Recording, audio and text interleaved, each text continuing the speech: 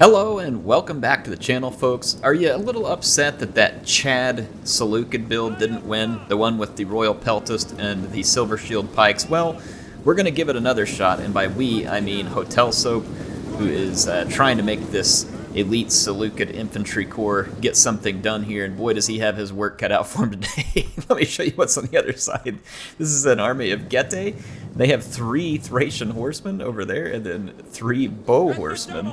Seleucids only have 3 Persian light archers up front. They do have some, it looks like Persian hoplites in support, and Median cavalry, and there's a single archer behind them. So, I mean, its skirmish is going to be light, so a lot of work to go up here against the Getae. That is 6 skirmish cavalry and 4 skirmish infantry.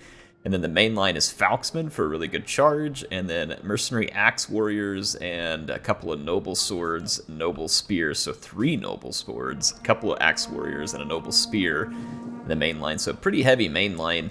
I mean, when it comes to cavalry in melee, I mean, the Seleucids have, I see 2 citizens and a Median.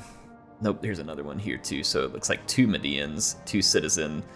So the Seleucids definitely have the melee advantage. However, the skirmish advantage is going to be heavily in favor of the Getae as long as they play their cards right. They just have way more units skirmishing. These Dacian heavy skirmishers don't have the range, but they're going to be extraordinarily deadly at close range. So if the Seleucids just rush into combat, they're just going to get facefuls of javelins, and they're going to either have to shut that down really quickly and really effectively, or they're just going to get steamrolled. So let's see, the Silver Shield Pikes are moving up. These Dacian heavies are a huge threat to the Silver Shield Pikes. There's Thorax swords, and then the Royal Peltast General, of course, or else this wouldn't be a build for our friend the DA wins. So we'll see what happens. The Citizen Cavalry looks like it's going to get chewed up early. There's some more Citizen Cavalry over here that is trying to get a hold of some bow horsemen, and that Median Cavalry lasted a little better as it crushed the Falxmen. Those Thracian Cavalry made a nice run here to try and get to the archers, but were intercepted and then driven off. Looks like the Silver Shields have the enemy Noble Sword fixed, which is a good engagement for them. And the Noble Swords here going up against a Thorax Sword, that Noble Sword is going to crush them and spit them out the backside. There's not going to be much left. So the Seleucids have a really tall order here to win.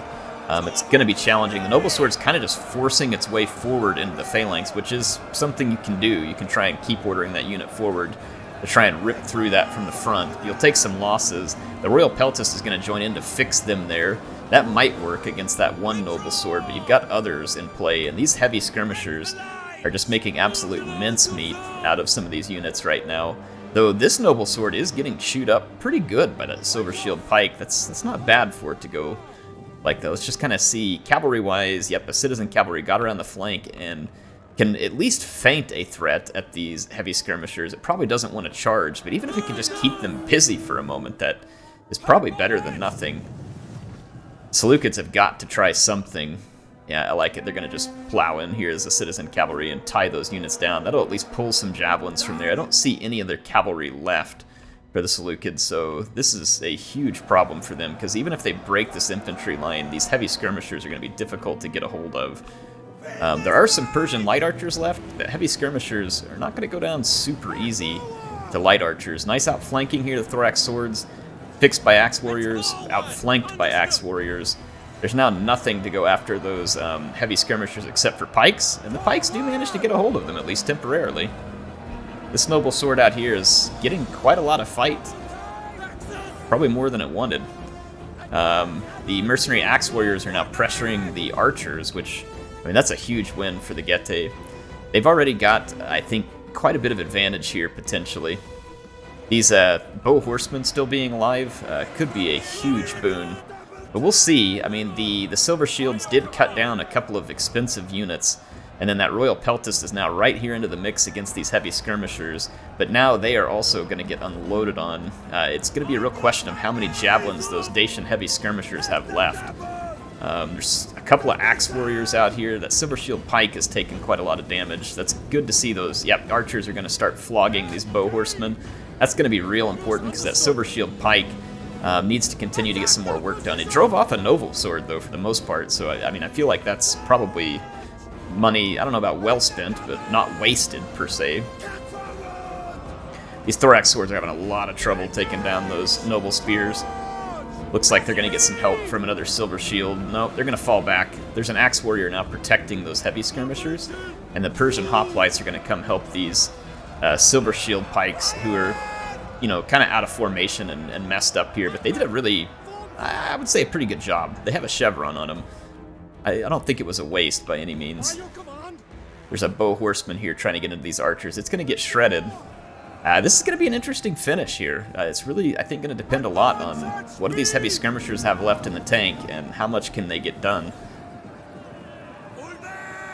I'm not surprised they're going to throw at the Royal Peltast General. There is still a pike alive, too, which bodes very ill for the remaining Getae infantry. If the Seleucids pull this off, I'm going to be, honestly, impressed. Like, because these elite armies are tough, and then the Getae had so much skirmish here.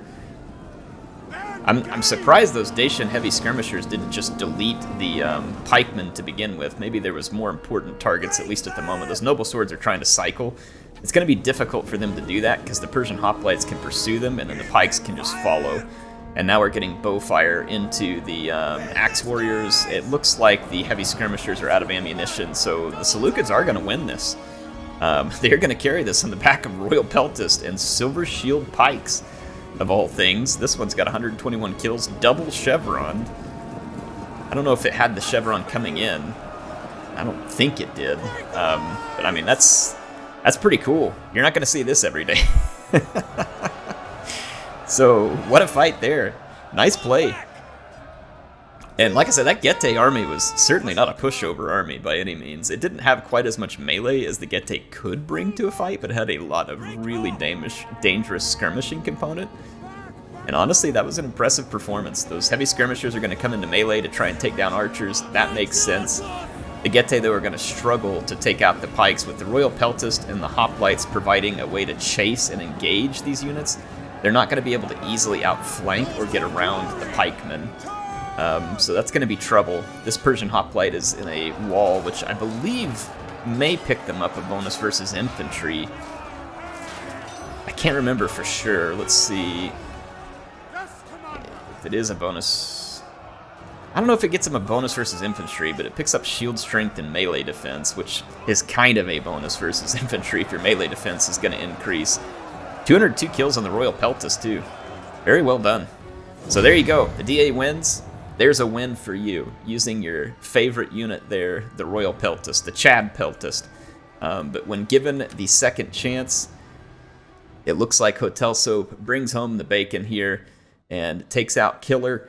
And that was a pretty cool, honestly, this is a pretty savage Getae army that he's got here. That's an interesting one. A couple of noble swords for some heavy hitting. I thought there was, yeah, there's three. There was a third one down here. Some axe warriors to mix in with them. Axe warriors are not a unit to be underestimated. They can be pretty decent in the right fights. Falx warriors to cover the front. Those heavy skirmishers, those can also put in some punishing damage.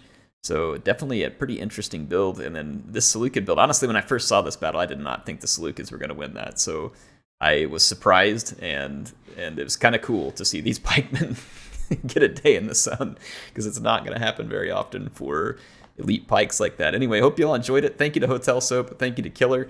And DA wins. I hope you enjoyed that one. HeirofCarthage signing out for now. I'll see you all soon.